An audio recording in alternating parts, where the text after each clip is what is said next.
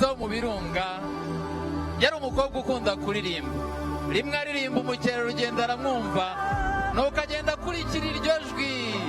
Ageze aho ari aramubaza ati mukobwa kuri muto n'iminwa ingana gutyo iryo jwi urikura he? Ndakomeza kwisekera.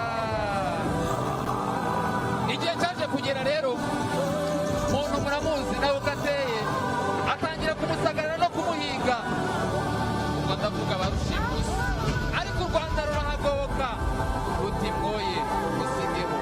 Bakabaye abavandimwe bacu ariko igice kimwe n'umuntu ikindi kikaba umutware w'ishyamba.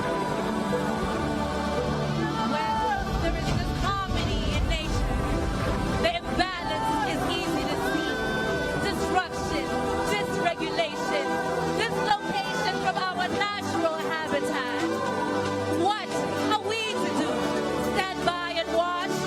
When our people come together and honor protecting our nation, our forests, we thrive and we celebrate.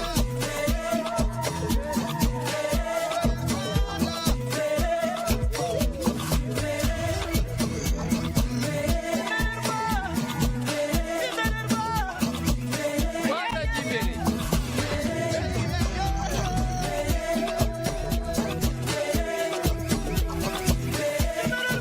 A new dawn awaits on the other side of fear. Umuseke utambitse udutsindiye impungenge. How magnificent it is to bask in His glory together.